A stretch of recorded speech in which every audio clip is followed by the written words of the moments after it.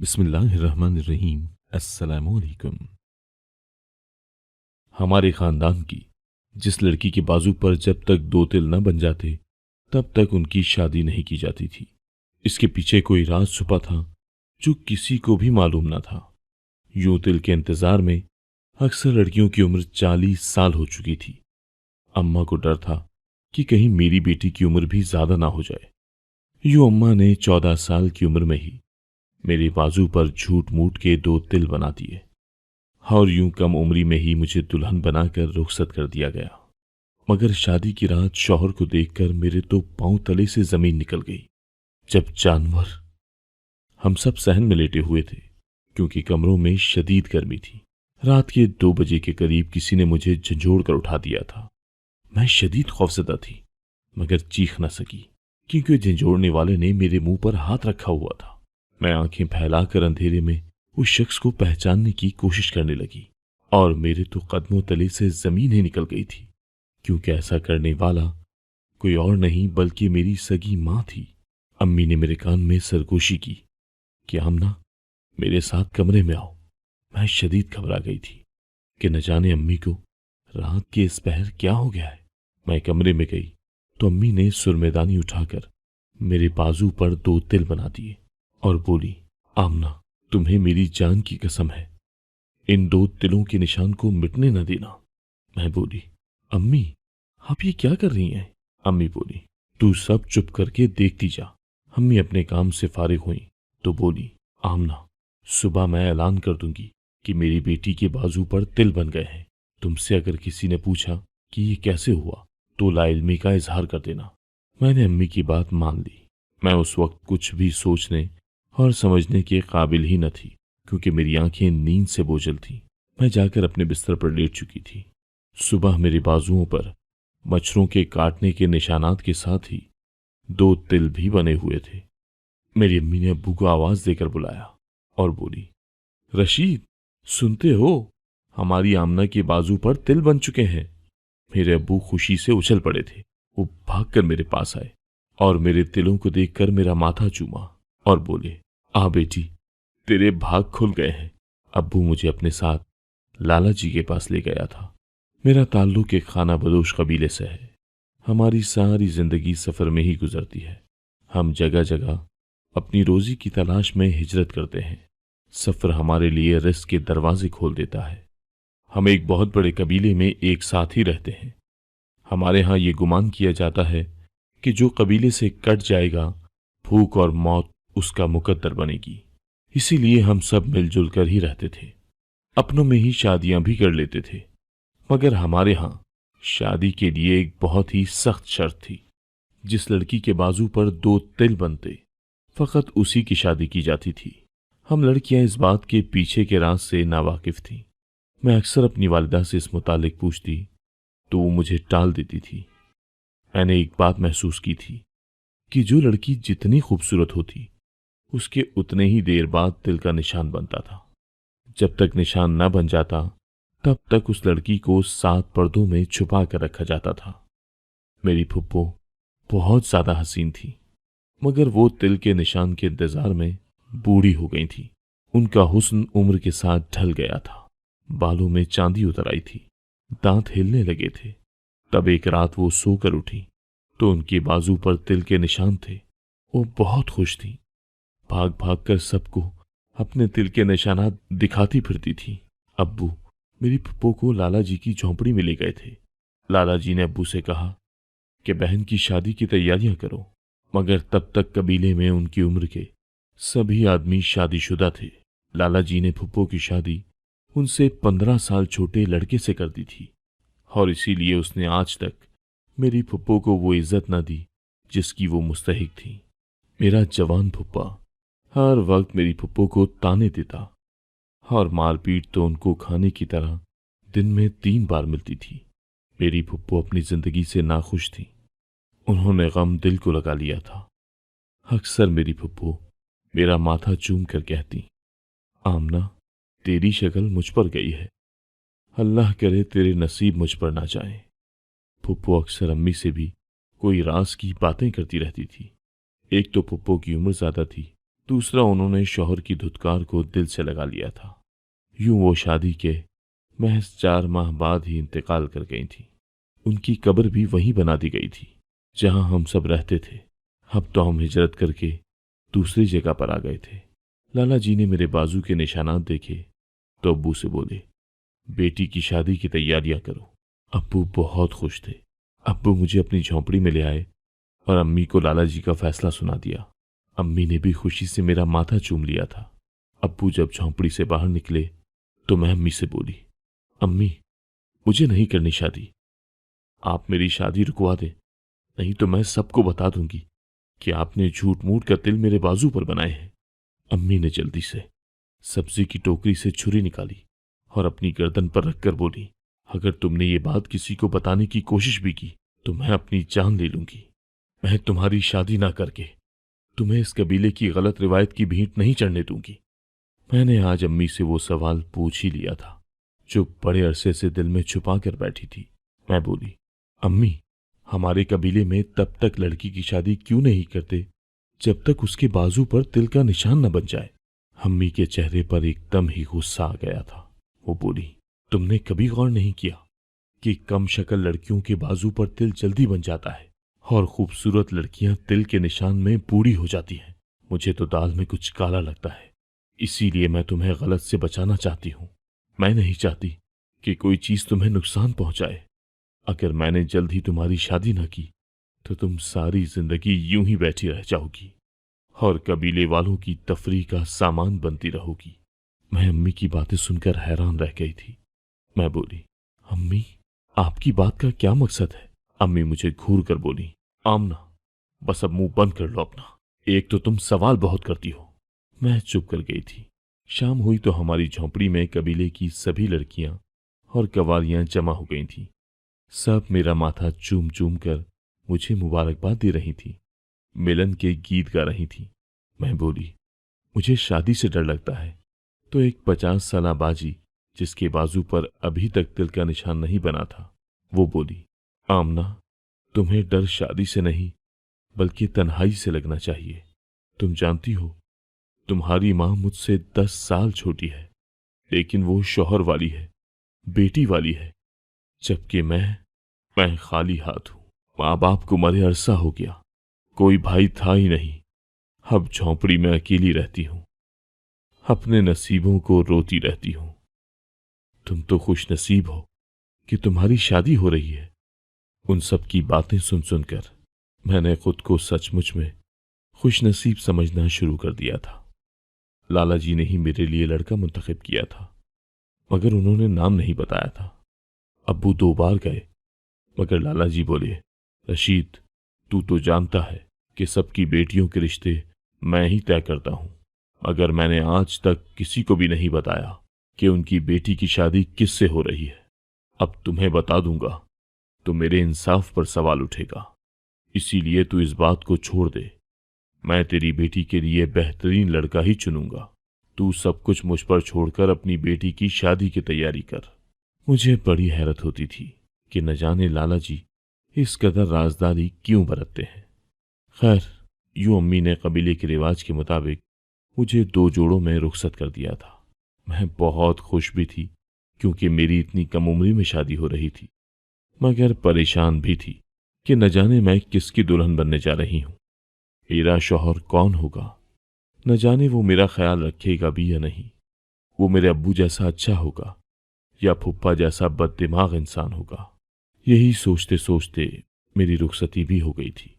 मेरे शौहर की झोंपड़ी हमारे इलाके की बाहर की साइड पर बनाई गई थी, क्योंकि ये हमारे यहाँ का दस्तूर था कि नई दुल्हन की झोंपड़ी बाहर की जानिब बनाई जाए। न जाने इसमें क्या हिकमत थी। खैर, मुझे मेरी सहेलियां रुखसत करके चली गई थीं। मैं झोंपड़ी का जायजा लेने लगी थी, तभी मुझे कदमों की आहट सुनाई दी थी। मैं शर्मा गई थी और खुद में ही सिमट कर बैठ गई थी। दिल की धड़कनें बेतरतीब थीं कि न जाने शौहर कैसा होगा। अचानक ही मेरी झोंपड़ी हिलने लगी थी। ऐसा लगने लगा था जैसे जलजला आ गया हो। तभी मेरी झोंपड़ी एक तरफ से फट गई थी। मैंने नजर उठाकर देखा तो कदमों तले से जान ही निकल गई थी, क्योंकि मेरा शौहर कोई और नहीं बल्कि एक जानवर था। वो मेरी झोंपड़ी में दाखिल हुआ तो मैं चीखने लगी थी। ये जानवर मैं पहले भी कई बार देख चुकी थी और ये कोई और नहीं बल्कि लाला जी का रीछ था। मैं शदीद खौफजदा थी कि ये मेरे साथ क्या मजाक हुआ है। क्या लाला जी फ्रॉडिया थे?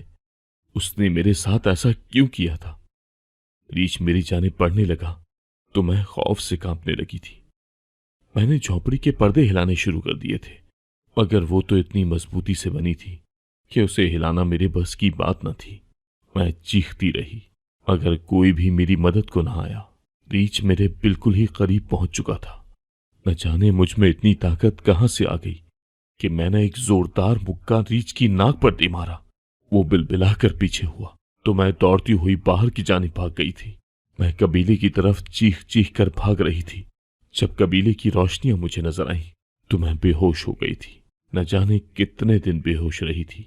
जब होश आया तो मैंने अपनी वालिदा को अपने सिरहाने बैठकर रोते हुए देखा था। मैं अम्मी के गले लगकर ज़ारो कतार रोने लगी थी। मेरी अम्मी मेरा मुंह चूम रही थी। अब्बू भी भागकर मेरे पास आए और मेरे पास बैठकर रोने लगे थे। मैं बोली, अब्बू, आप जानते हैं क्या, लाला जी ने मेरी शादी रीत से कर दी थी। अब मेरा क्या बनेगा? मैं तो मर जाऊंगी। रीछ तो मुझे खा लेगा। अब्बू ने मेरे सर पर प्यार दिया और बोले, बेटा, मैंने तुम्हारे शौहर को मार दिया है। मैंने रीछ को खत्म कर दिया है। अब मेरी बेटी को कोई नहीं सताएगा। पूरे कबीले में खबर फैल गई थी कि आमना होश में आ गई है। सब बारी बारी मेरे पास आकर वाकये की तफसील जानना चाहते थे, क्योंकि ये कोई मामूली वाकया नहीं था। पूरे कबीले में सनसनी फैल चुकी थी, मगर मैं किसी से भी बात नहीं कर रही थी। शाम हुई तो अब्बू को लाला जी का पैगाम आया था कि तुम अपनी बेटी को लेकर मैदान में पहुंच जाओ। मैं शदीद खौफजदा हो गई थी और अब्बू के सीने से लगकर रोने लगी थी। मैं बोली, अब्बू, मैंने नहीं जाना जिरगे में। लाला जी फिर से मेरी शादी किसी रीत से करवा देंगे। अब्बू मेरे सर पर हाथ रखकर बोले, मैं अब की बार तुम्हारे साथ कुछ भी गलत नहीं होने दूंगा। हम तीनों ही मैदान में पहुंच चुके थे। वहां पर पहले ही बहुत रश था। कबीले के छोटे बड़े, औरतें, बच्चे सभी वहां पर जमा थे और सभी जानना चाहते थे कि आखिर उस रोज हुआ क्या था। लाला जी मुझे देखकर चारपाई से उठ खड़ा हो गया था और उन्होंने मेरे सर पर प्यार दिया। मैंने पूरे कबीले के सामने ही लाला जी का हाथ झटक दिया था। चैमगोइयां होने लगी थी। लाला जी बोले, बेटी, पूरे 60 साल बाद हमारे कबीले में ये वाकया पेश आया है। मुझे बताओ कि हुआ क्या था। हमसे कहाँ गलती हुई है? हम उस गलती को सुधारना चाहते हैं। मैं एकदम ही फुनकार कर बोली, लाला जी, ये तो आप मुझे बताएंगे कि आपसे कहाँ गलती हुई है, क्योंकि मैं आपकी इस गलती की वजह से अपनी जान गंवा सकती थी। इतने में लाला जी की आंखें भी भीग गई थीं। वो बोले, तुम्हारी बेटी तो जान गंवा सकती थी, मगर मैं तो अपनी जान गंवा चुका हूं। तुम जानते हो क्या, मैंने अपने उस रीछ का नाम मिट्ठू रखा था। वो बिल्कुल मेरे बच्चों की तरह था। मेरे बुढ़ापे का सहारा था वो।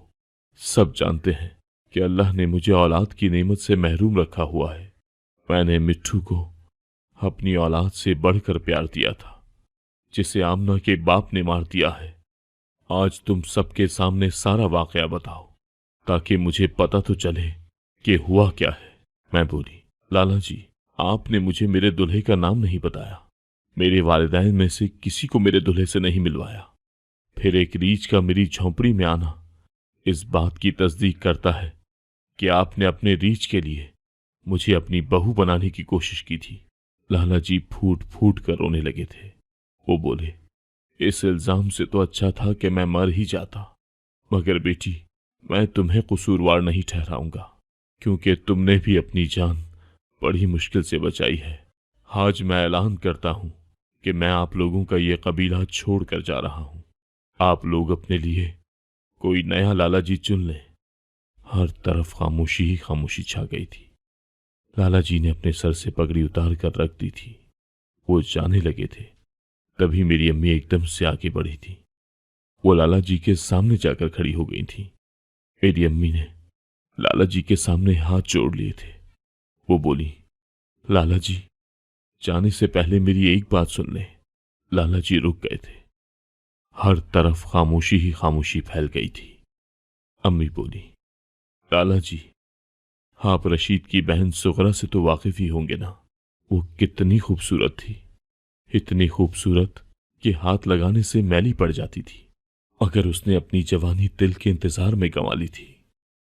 वो हर वक्त अपने नसीबों और अपने हुस्न को कोसती रहती थी, यहां तक कि जब वो बूढ़ी हो गई तब कहीं जाकर उसके बाजू पर निशानात बने थे, मगर तब उसको शौहर ने कबूल नहीं किया। वो हर लम्हा सिसकती रही थी। मेरे घर पैदा होने वाली आमना हूबहू अपनी फुप्पो पर गई थी। सुगरा उसके हुस्न से बहुत खाइफ थी। वो कहती थी कि आमना के नसीब भी उस जैसे ही होंगे। इसीलिए जब वो मरने वाली थी तो उसने मुझे वसीयत की कि जब आमना शादी की उम्र को पहुंच गई तो उसके बाजू पर सुरमे से झूठ मूठ के निशान बना देना, नहीं तो ये भी मेरी तरह रुल जाएगी। मैंने अपनी आंखों से सुगरा की हालत देखी थी। मैं नहीं चाहती थी कि मेरी बेटी के साथ भी वही सब कुछ हो, इसीलिए मैंने इसके बाजू पर झूठ मूठ के तिल बना दिए थे। लाला जी एकदम रुके और बोले, ये तुमने गजब कर दिया था। तुमने तो अपने कबीले को तबाह करने में कोई कसर नहीं छोड़ी थी। ये तो शुक्र करो कि अल्लाह ने तुम्हारी इस बच्ची को भी बचा लिया है और इस कबीले को भी बचा लिया है। तब अम्मी बोली, लाला जी, आप हमें सब कुछ सच सच क्यों नहीं बता देते कि इस दिल के निशान के पीछे क्या माजरा छुपा हुआ है। अगर आपने सच ना बताया तो हो सकता है कि कोई और मां अपनी बेटी की भलाई के लिए ये सब करने की कोशिश करे। तब लाला जी बोले, नेकबख्त, ये एक ऐसा राज है जिसे हर लाला जी अपने मरने से पहले नए बनने वाले लाला जी को बता कर जाता है। ये राज सबको इसलिए नहीं बताया जाता था क्योंकि इस तरह आवाम में खौफ व हिरास पैदा होने का खतरा था। अगर तुम लोगों को ये राज मालूम हो जाता तो तुम में से कोई रीछ पालता। आज मैं सबके सामने ये राज खोलने जा रहा हूं। आप सब जानते हैं कि हम रीछ पालने वाले और रीछ नचाने वाले कबीले से ताल्लुक रखते हैं। ये इल्म भी होगा कि रीछ जवान और खूबसूरत लड़कियों पर आशिक होते हैं, लेकिन आप सब ने कभी ये मंजर अपनी आंखों से नहीं देखा कि कोई रीछ हमारी किसी लड़की पर आशिक हुआ हो। अगर ऐसा होता तो तुम लोग अपनी बेटियों की हिफाजत के लिए रीछ पालना और नचाना छोड़ देते। अब आप बताएं कि इसके अलावा किसी और के पास और कोई हुनर है? हमारे कबीले की रोजी रोटी ही रीछ नचाने से है। अगर तुम लोग रीछों से मुंह मोड़ लेते तो क्या अंजाम होता? तुम सब भूख और अफलास से मर चुके होते। ये कबीला रेजा रेजा हो जाता। हम सब एक है क्योंकि हमारा जरिया माश एक है। आज से 60 साल कबल एक वाकया पेश आया था जिसमें एक रीछ हमारी कबीले की जवान दुल्हन को उठाकर भाग गया था और फिर उस दुल्हन की लाश ही मिली थी। सब लोग बहुत परेशान थे। सब ने अपने अपने रीछों को मारने का फैसला कर लिया था। तब एक पीर ने पूरे कबीले की जवान लड़कियों को मैदान में जमा करके उनके सरों पर एक चिल्ला किया था। उस चिल्ले का असर यह था कि उस रीछ की नजर तब तक किसी जवान लड़की पर नहीं पड़ेगी जब तक वो दुल्हन के लिबास में मलबूस ना होगी। लेकिन इसका हल भी उस पीर साहब ने निकाल दिया था। वो ये कि इन लड़कियों को तब तक इंतजार करना होता था जब तक इनके बाजू पर तिल का निशान न बन जाता। ये निशान किसी के लिए जल्दी बन जाते तो किसी के लिए देर से बनते थे। जब निशान बन जाता था तब वो लड़की दुल्हन बनकर भी रीछ की निगाहों से ओझल रहती थी। कोई नहीं जानता था कि तिल कब और क्यों बनता है। न जाने लड़की अनजाने में ऐसा कौन सा फेल करती है जिससे बाजू पर तिल का निशान बन जाता है। अफसोस की बात यह है, पीर साहब ने अपना राज किसी को नहीं दिया। अब तुम सब मुझे ये बताओ कि अगर तुम लोग रीछ नचाना छोड़ दोगे तो और क्या काम करोगे? तुम लोगों के हाथों में तो कोई हुनर भी नहीं है। अब बस हमें शराफत से अपनी बेटियों की शादी के लिए उनके बाजू पर तिल के निशान बनने का इंतजार करना पड़ेगा। नेकबख्त, तुम्हारे एक गलत कदम ने मुझसे, मेरी औलाद से प्यारा, मेरे बुढ़ापे का सहारा, मेरा रीछ छीन लिया है। अम्मी रोने लगी और लाला जी के सामने हाथ जोड़कर बोली, लाला जी, आप मुझे माफ कर दें, मैं आपसे बहुत शर्मिंदा हूं। अगर मैं आपको एक तोहफा देना चाहती हूं, आपको कसम है कि आपने वो तोहफा कबूल करना ही करना है। अम्मी अपनी झोंपड़ी में गईं और एक रीछ का नन्हा सा बच्चा लेकर आई थी। अम्मी बोली, लाला जी, मेरी रीछनी ने ये बच्चा दिया है, ये आपका हुआ। लाला जी की आंखों में आंसू आ गए थे। उन्होंने रीछ के बच्चे को थाम कर प्यार किया था। फिर वो बोले, कबीले वालों, मेरे पास आपकी मुश्किल का एक हल ये है कि जिस शख्स की बेटी की उम्र शादी को पहुंच जाए, वो कबीले से दूर शहर में जाकर अपनी बेटी की शादी कराए। यूं बच्चियों का घर बस जाया करेगा और किसी को भी सुगरा जैसे हालात का सामना नहीं करना पड़ेगा। सबने लाला जी की बात सुनकर खुशी का इजहार किया था। चिरका खत्म हुआ तो सब लोग हमारी झोंपड़ी में आकर मेरी अम्मी का शुक्रिया अदा कर रहे थे। अगर मेरी अम्मी ये कदम ना उठाती तो इस मसले का हल कभी भी ना मिलता। आज मैं अम्मी अब्बू के साथ शहर आई हूं क्योंकि यहां मेरी शादी है। मैं बहुत खुश हूं।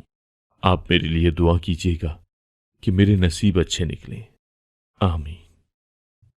अगर आपको आज की कहानी पसंद आई है तो वीडियो को जरूर लाइक कीजिएगा और अपने दोस्तों के साथ भी शेयर कीजिएगा।